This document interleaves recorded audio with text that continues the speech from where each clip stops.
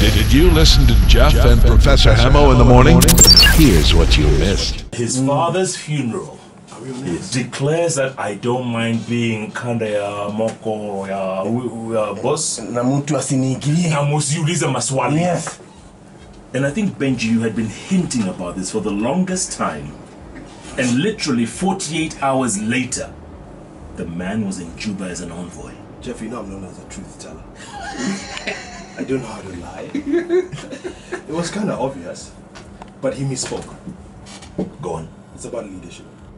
You don't show open thirst in public. Remember, I've told you severally, especially on your TV show. And thanks for having me here, by the way. Good was that? Santi, but it's taken too long to have me here. It's not.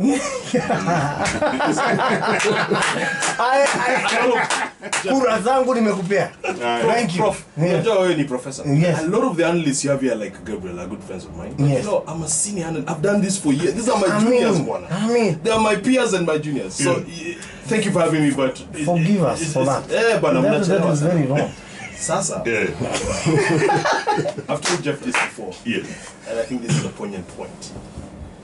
Kalonzo Musyoka is a political senior of His Excellency the President. In other words, when Uhuru was looking to get nominated, or even to make his first bid, Mheshimiwa Kalonzo had already been a cabinet minister in several dockets in the Moi government for many years. You might know Kalonzo has served as Foreign Affairs Minister under President Moi. He served as Foreign Affairs Minister under President Kibaki. And there was a consideration to serve as Foreign Affairs Minister under President Uhuru, which was kind of not palatable. And so, at all times, a leader must hold himself up with the right decorum and in the right comportment. So, that was...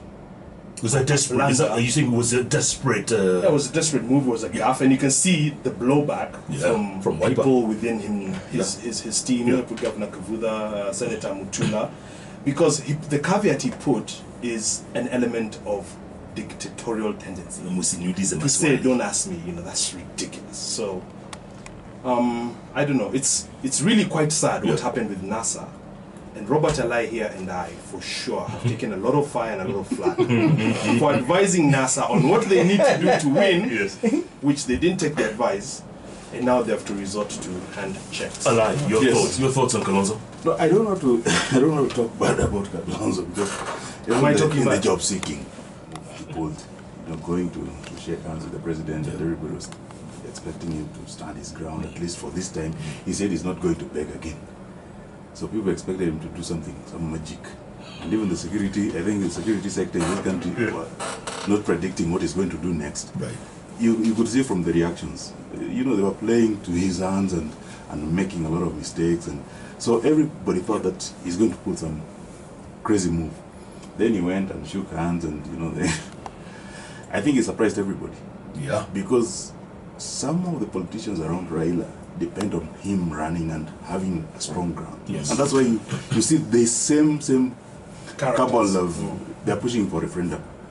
First, it makes them relevant, and second, it also makes their business, the cash flow during campaigns and elections in this country is crazy. Right. So, and Kalonzo being Kalonzo, the guy has gone through a lot. For the past few years, he's gone through a lot. Both political and personal. And personal. Yes. And especially personally. Checking where the state of the wife. I've not seen the wife, but listening to the stories, listening to the stories and what he's been through. He's been staying in the hospitals.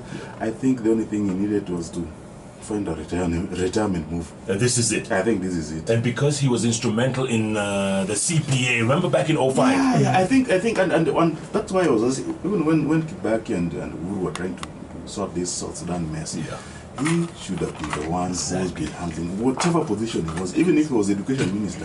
I think it's only Kalonzo who could understand the guys. Absolutely. Because some of these wars, which depend a lot on the ethnicity, and you need to understand, the dynamics, the cultural dynamics, who is doing what is, which kind of resources people are fighting for.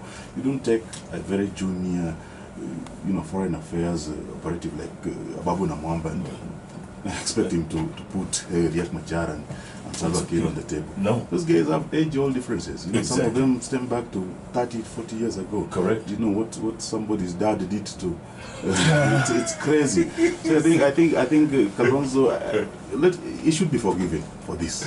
He should not forgive Israel. But no, Alai, you know where I disagree with you? Yes. Since the handshake, and we're talking March 9th, right? 8 months. yes. This country has been so peaceful. What Investments are flowing in. what do you call peace? Peaceful is, no riots every Monday afternoon. True, Jeff, but I must tell you, as a political analyst, Yes. we must never confuse peace, calm, and peace for calm. So there's a lot of calm. Obviously, things are very, quiet. Right. But there's a lot of unresolved issues. Correct. True. People feel a certain way. And so once again, the onus, I always say, is on the leaders to do what is Are necessary. you saying there are a lot of pissed off people out there? But of course, millions, Yeah. tens of millions. Millions. And not even that, Jeff. I'll go out on a limb here and acknowledge and concede that all the top leadership, political leadership in this country, we don't want to say it, but they are bereft of ideas and their time is up. That's the reality. Whether it's Raila, look at President Uhuru. He is in over his head, completely. How do you stand in public, tell your own CS that you appointed? I appointed Alai. Ati Kinjuri, you try that again. I swear before God, you'll see me. That's a guy that can do the job in public. What about in private? And What's going on in private? By the way, Kinjuri still has a job. Yes. Yes. That's what I'm saying. Yeah. These guys they are not able to deliver what Kenyans need. And it's all of them across the board. Just this morning, yesterday, the day before, the deputy president himself is once again, not for the first time, not the second time, implicated in maize. These guys are holding positions and still brokering, tendering. But this is an accusation by one MP. Eh? yeah, but It's but why didn't he say Jeff Konanga is in maize? The accusation is because as it's good as- convenient to point to the DP. You do not risk your everything by just making an allegation out of nowhere. We know very well that Waze's farmers that met with Senator Murkomen said, and I quote, you see, for me, Jeff, I'm always objective. I look at the facts as they are, and that's why I call myself a truth teller. This Wazee said to Murkomen, Senator, mimi nilikuwa shule na baba yako. Heri kukufa kuliko kuishi Kenya. That's, and you're a leader, you're an elected leader. You spend your entire day with the DP, and these are the realities on the ground, that farmers are growing maize, harvesting the same, and then you pay some Mexican guy so the broker can make money. This is ridiculous, and this is just one of many examples. But Alai, at the same time, a lot of people see the DP as a whipping boy. Yes. He's the guy that everyone goes after because, he's the convenient one. Yes, he's the front runner now. But and there's a complication there on fighting these graft barons. The maize, the sugar, and so on, because it comes to horse trading. When it came to sugar, it's the people close to the president, and even some of them were touching on the presidency. So when it has come to maize, His it own is brother. again the second in command. Yes. Yeah. So And doesn't they that go might- to my point? These are the topmost leaders in the country, and stuff is touching on them. And I mean, they're pointing at the DP, not because the DP might be directly involved, because the people in his office or around him might be involved in this thing. Right. And it's hurting them. And the problem is that now it's hurting his own backyard. And I think the best thing is for the president. The bad thing with President Uhuru, which I think we've said now and then, is that he doesn't know how to fire. Yeah. He's a bad employer. Correct. He's too polite. A good employer needs to know only one thing, just how to fire. Get rid of this guy. Yes. You go home. You need not to know how to hire. Hiring is very easy. You can hire a recruitment firm to do that for you. You need to know how to fire people from jobs. Yes. And you cannot go begging people in, day in. Mpaka chief no beg. Mpaka Kiunjuri. Who is Kiunjuri? Some of the things. and Jeff, look at the headline today. Free house car for MPs. So how do you think Kenyans feel? Oh, So let's forget about even the ones who said they were rigged. Let's even include the ones who voted for the government and their person won. Right. you know, after the nullification, etc. How do you think they feel? And they're making 1.2 meter. Exactly. Yes. That's what I'm saying. There's tens of millions of really pissed off Kenyans. taxpayers, and that is not the way to govern a So country. the country is not peaceful. It's just calm. It's just but calm. people are even more bitter. Yes. So, referendum, guys, is this gonna happen? Do we care? Can I go first? Please. Can I go first? Go ahead, Rob. You know, I met Martha Karua at a forum, and I'm like, Madam, what are you doing? Yeah. You know, we have a good constitution, which Alai and I remember during the days of Katiba Sasa campaign, Alai was also very active, even though he worked for the Prime Minister at the time. We really worked hard to look at the clauses. You know, you look at Article 46, consumer protection, just, you know, no counterfeits, etc. Article 35, freedom of information, the preamble, things like independent offices, control of budget, auditor general, etc. It's a really good and decent constitution. The problem is not the constitution, and we wouldn't be having this discussion if Raila was sworn in. The problem is the ethnic politics that has delivered robbers and thieves into county governments. So, for example, Kivutha Kibwana is doing a really good job. Can you imagine if we had 10 governors like that? Can you imagine if we had sane members of parliament? Can you imagine if you had a very responsible president? The problem is not the presidential system or the constitution, Jeff. It is people that have clout, political clout, and that have found themselves not in power and have to maintain relevance. And so for them, the solution is, I can't get it with this, so let me break the house. Right, the whole Let house. me break the whole house. Burn let me it down. burn it down and rebuild. You know, scorched earth policy. And so it is. I must urge Kenyans to be patient enough, to have forbearance, and to assure them that one day in this Kenya, under this constitution, true leadership will emerge. Alai? I think that Kenya does not need a system. You don't need a system. You need an individual. Yes, you need one person who can inspire the nation, who can get the right side of things and do them. You know, things like if you check on the real estate in this country, every new project you start in this country, every new estate you start turns into a slum. Why? Kitengela, Rongai, what? Everywhere is a slum because people don't respect the simplest of building planning, you know, plans we have in these counties. None of them is respected. If you have a house today, if you're living abroad, I was talking to my friends in Lisbon. If you're living I'm sorry, you talk to your friends where? in Lisbon, But you don't. Hey!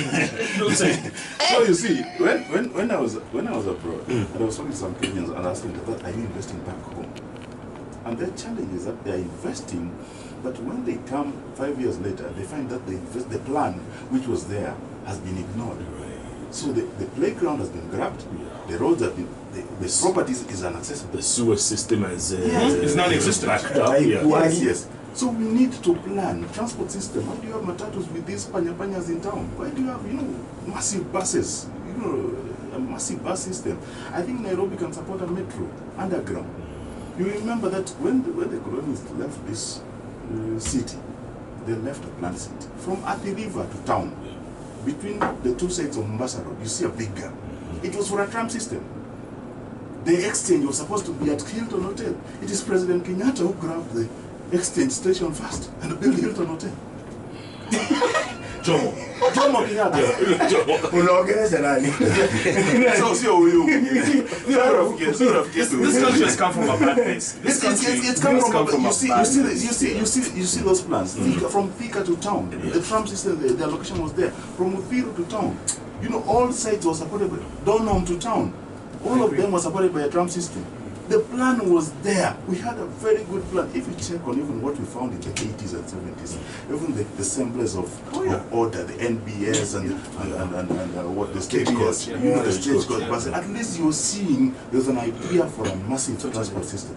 You cannot help transport a city, people to work in 14 seaters. And so Robert, Yes. you'd imagine that the first governor under the first constitution of the capital city that commands 60% of GDP, his passion would be on kicking off this stuff, especially because he's a multi-billionaire. I mean, Kidero's wealth is known around the world. He's a demigod of sorts. But what was he doing?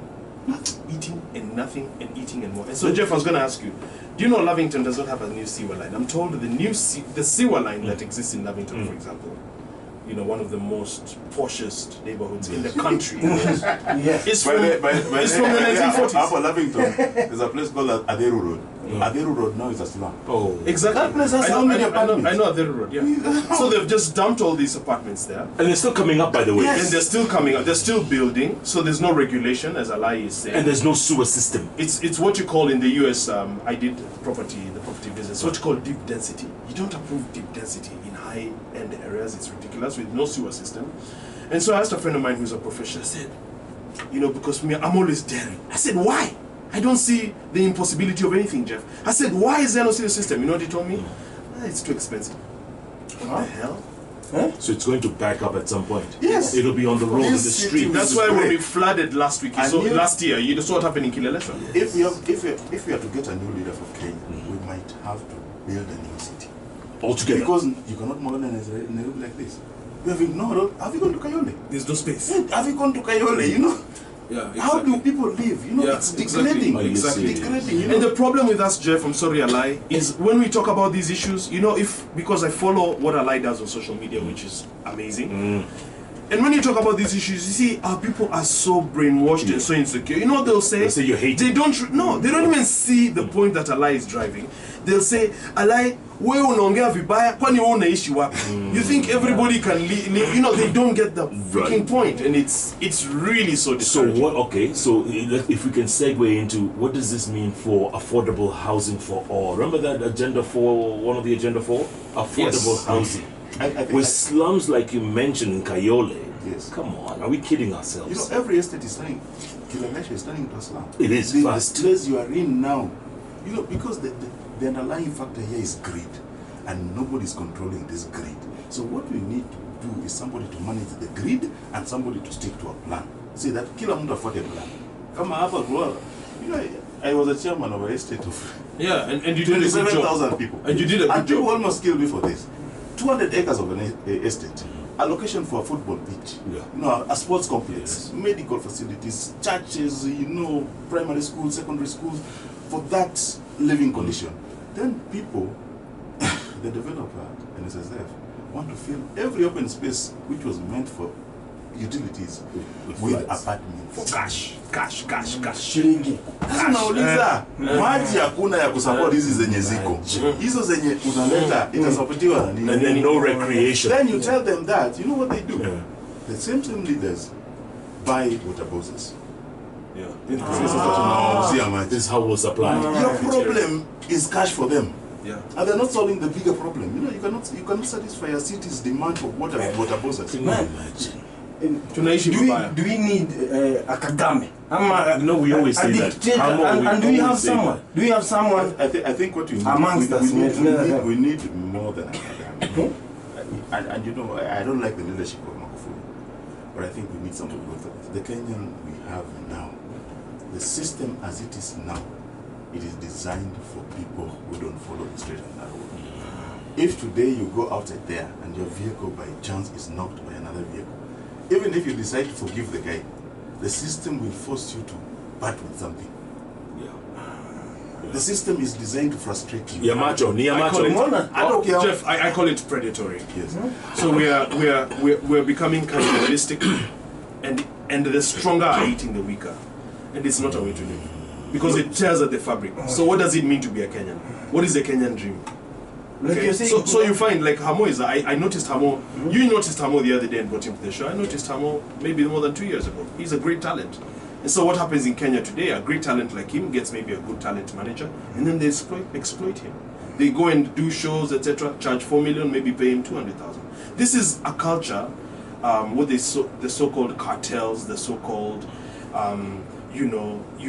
ghosts who are unknown, someone behind someone, the power behind the thing. It's unacceptable. What Benji is saying is very interesting because it's not limited to government. The private sector, even the this is one of the worst offenders. You know, I was covering the Capital FM fraud juicy. No single media house in this country covered Yeah. The biggest fraud, the biggest theft. The thing with nobody Cyrus. touched. Yeah. By the way, what was this one? Yeah. You know, I know you know, Jeff. Yes, and you know. I know you cannot. No one would touch it. Yes. Because and that's not right. Because it's a couple, it's a cartel. It's a cabal. Yeah. It's not, you know, people, everybody's trying to protect their friends. But you cannot run a country like this. No. You've seen the wars you're fighting with the agencies. You know, one agency, somebody forms an agency today, advertising, marketing, PR. Next thing, they have a 300 million contract. You see, 2 months later, Yeah. they take your contract plus your employees.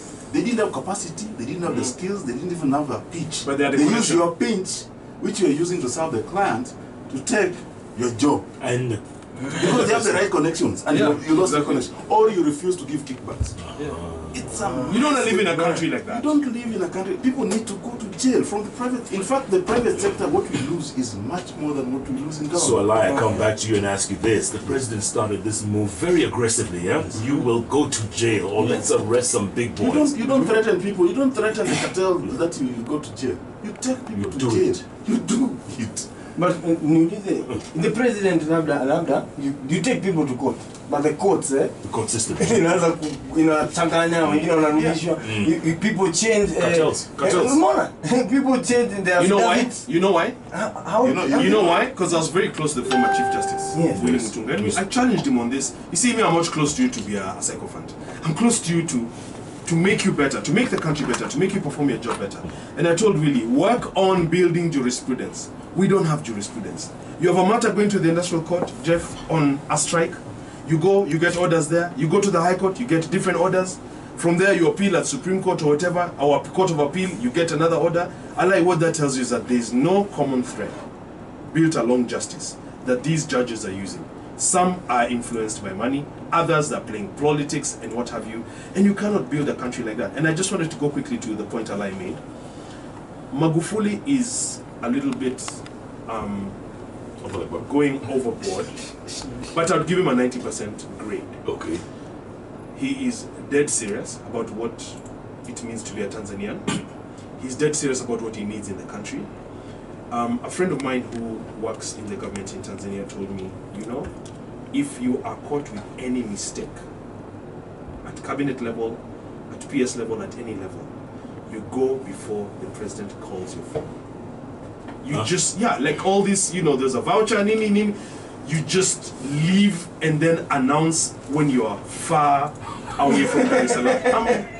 Magufuli is nothing to play with. Are you serious? That's why, do you hear his sister, his wife, his son, his anything within scandals? No way. No way. Thing.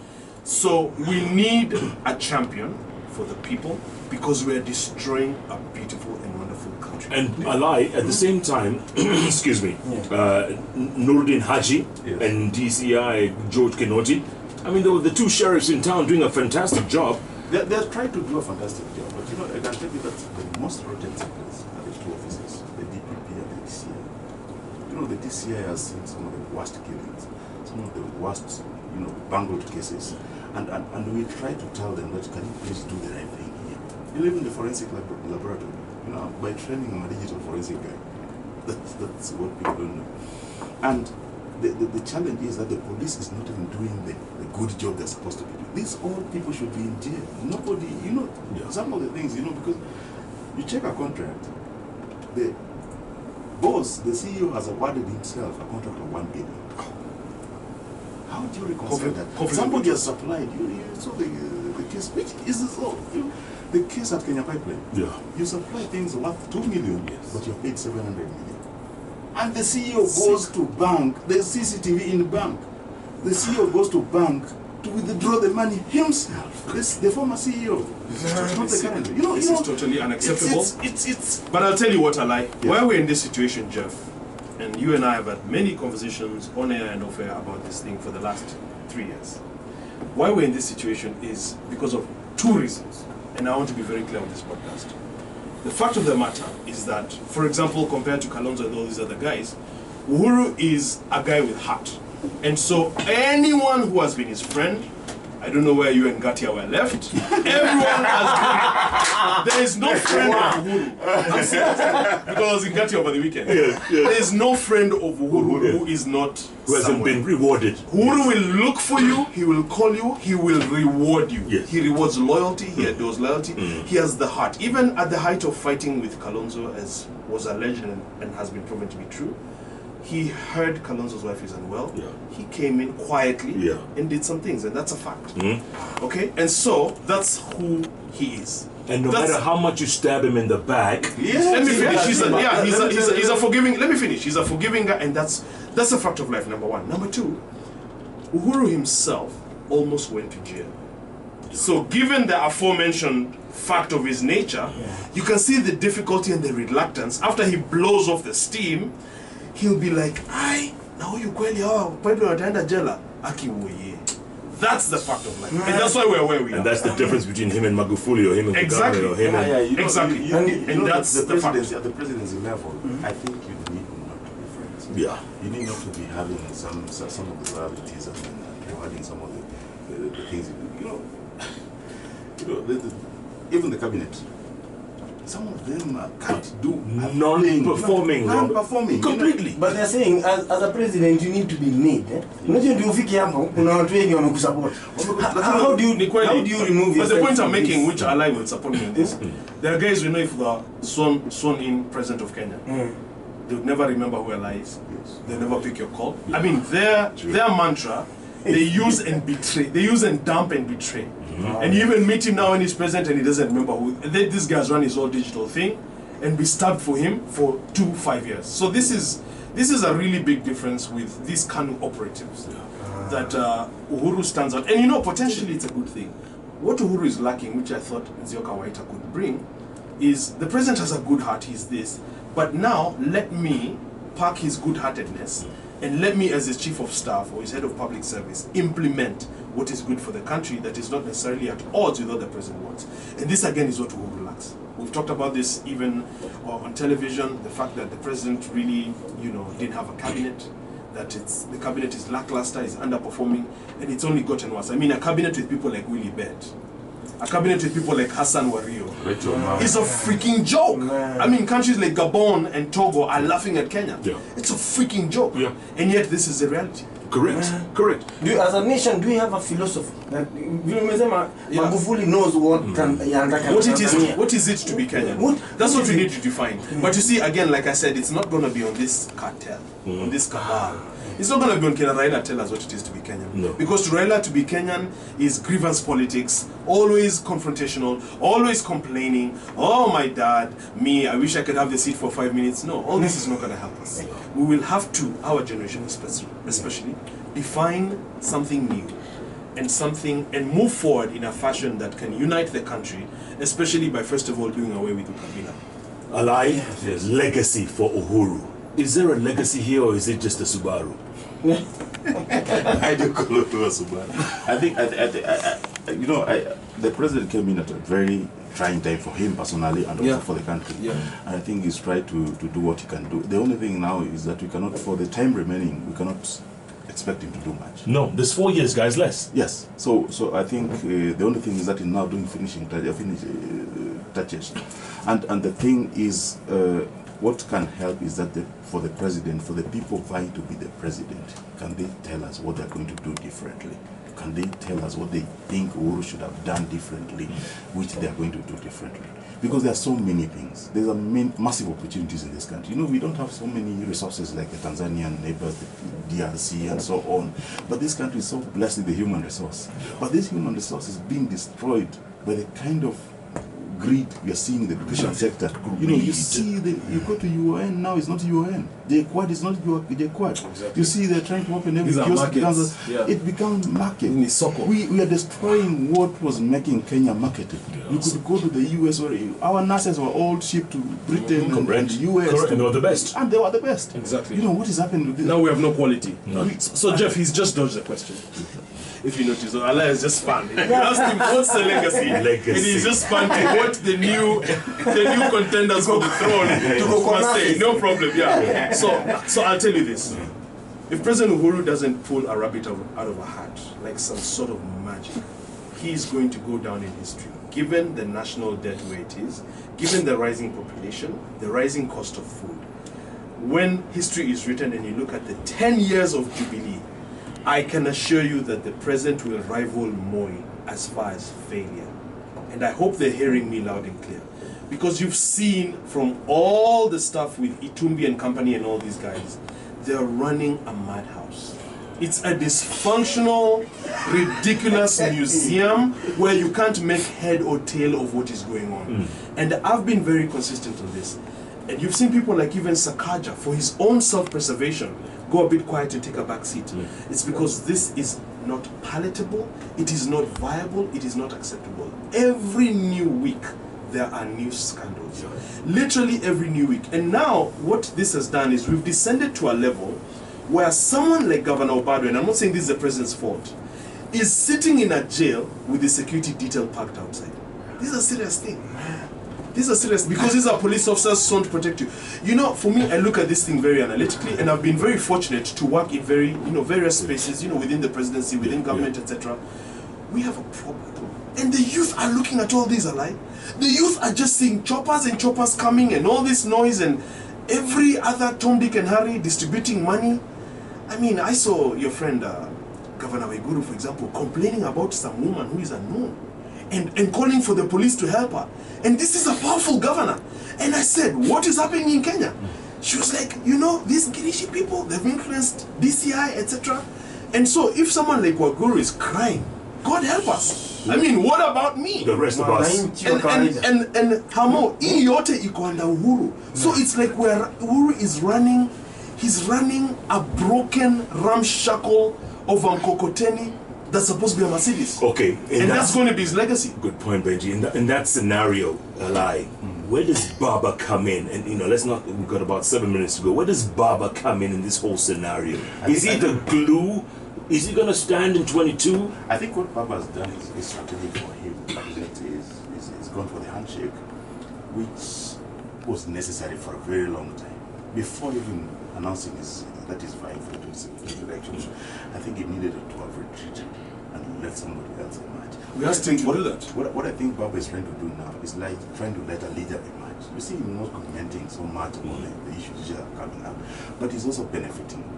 Because the country now is being run in such a way that almost corruption plays everywhere. So we are seeing him benefiting on a lot of genders and here and there, and you see working with the daughter to international meetings, and it's very depressing, even for the supporters. Yeah. Even the few loud mouths you see shouting praise privately online, they're angry. But privately, you receive, you post, make a tweet like that, and then you receive calls from 5 MPs saying, kweli unasema ukweli. We don't agree with you, but you unasema ukweli. He has many PAs who are professionals, who are trained, who are chaste. Why do you have the daughter working with Baba all over? But Baba, at least now, I think what he's trying to do is trying to retreat. I don't think, honestly, that is going to stand. But he'll back somebody. No, he'll back somebody, definitely, because now he'll auction his support. I think for the two highest bidder. But what I would request, for Baba and the base, is that he let the Luo community take a back seat and not go for the high office. Because, the Luos have been dominated, like the Luos you said have dominated the presidency, the Luos have dominated the opposition. So the Luos have also dominated the leadership of this country. It's the only tribe you find in Nairobi. You do elections, then they have 7 MPs. And they don't come from Nairobi. No. So, there's a way they have dominated the politics of this country. Right. So take a back seat. Let the Quiz also take a back seat. Yes. Then let others, DP, unajua, itakuwa ngumu, itakuwa vita. So what we do is that we try to tell the DP that, can you tell us your credentials? Then if you have claims against him on these allegations of fraud, can we use institutions?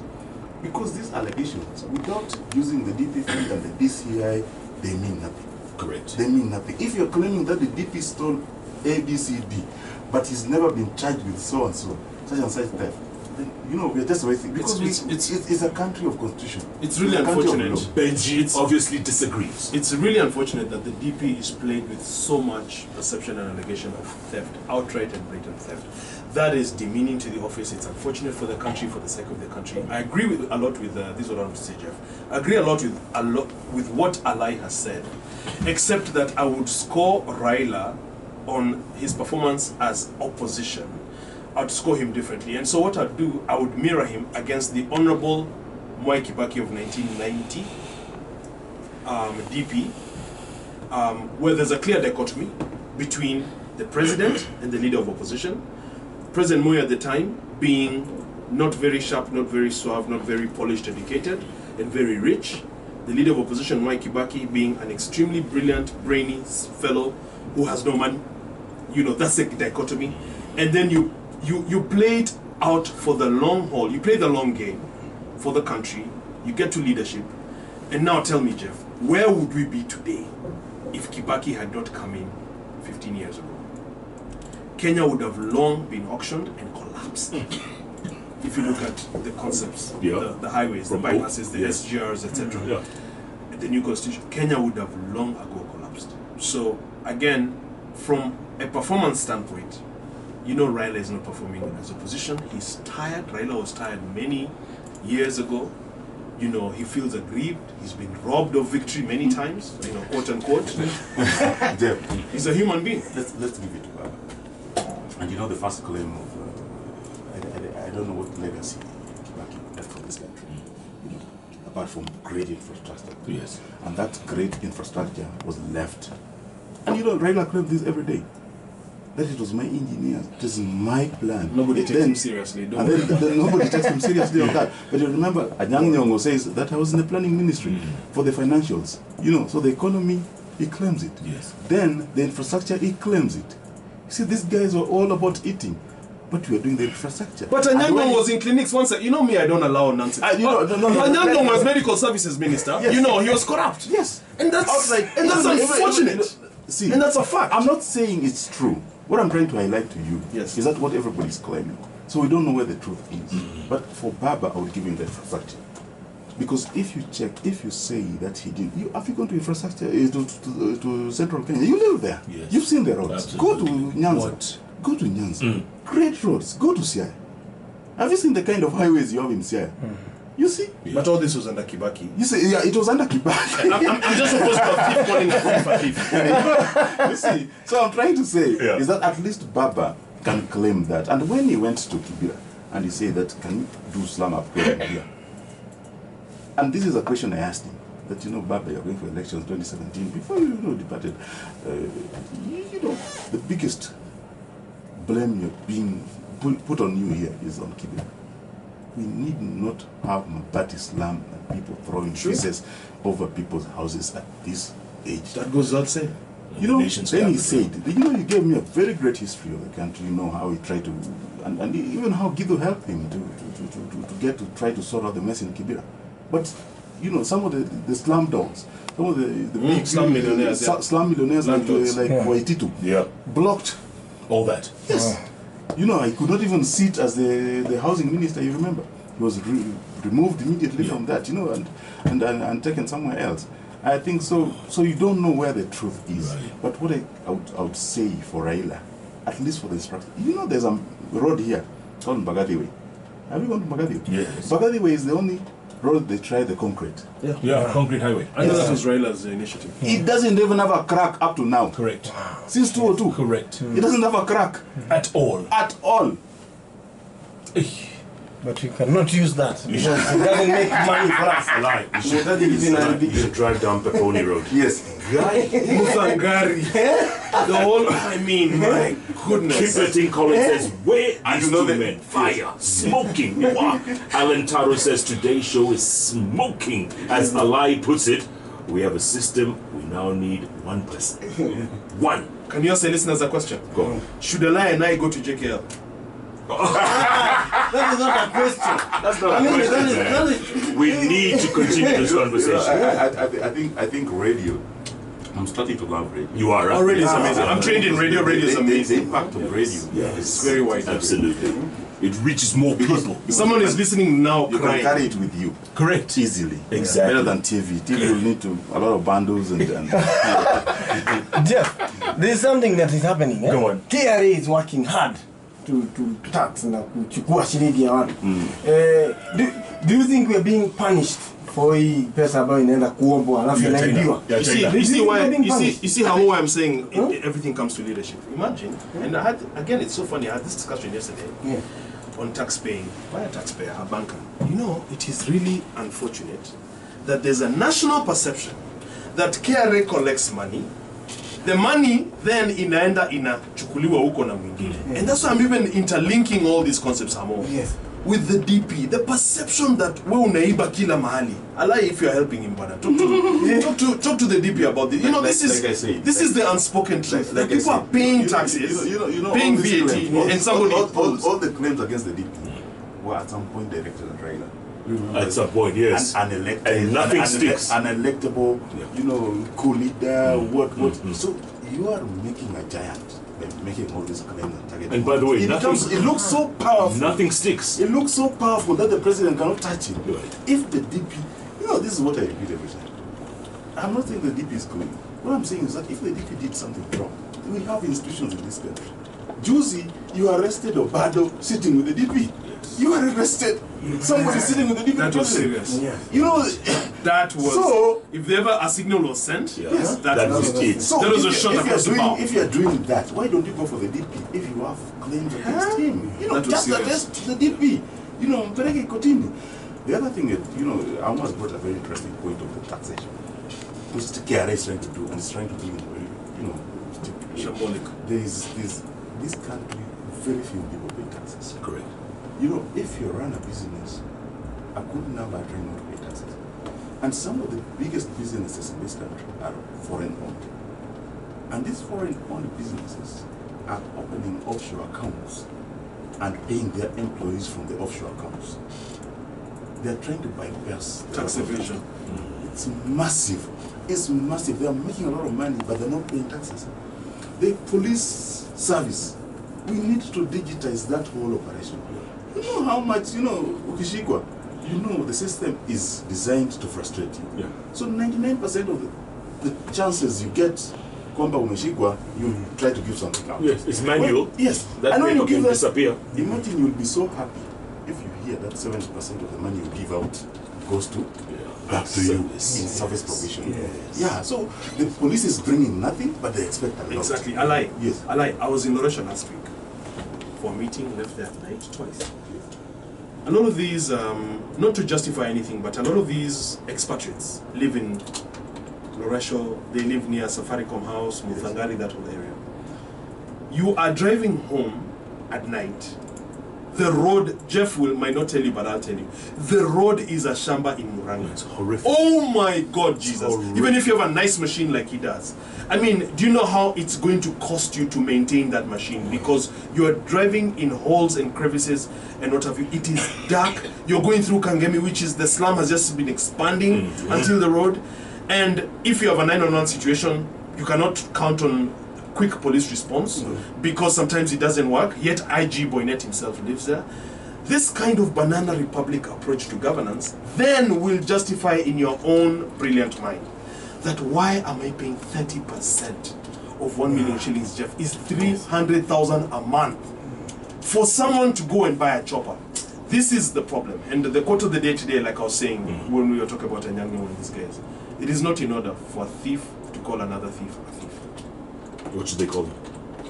Something else, but a thief, you have no right to talk about anyone's corruption when you are in clinics while you are a medical. Final word.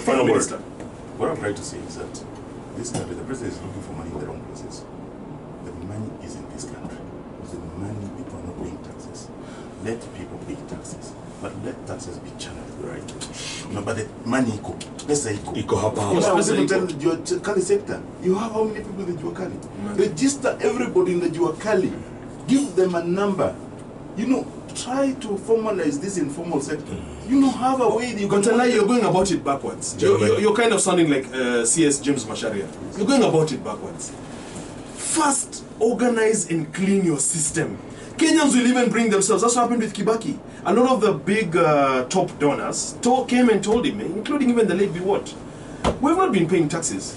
Rais Tutaku, we will stand with you, we will pay taxes because we believe in you. Now you are asking a government that is perceived to be so corrupt and stealing to tax even more and steal the rest. This conversation is so good. We could talk about it all day Don't long. call a thief a thief. Let's call a thief. Call them a colleague. Yeah. No, if you are a thief, don't call a thief. Benji, Ndolo, Robert Alai. Thanks for having us. Thank you, gentlemen. Appreciate it. This is what we call Candid interviews with decision making.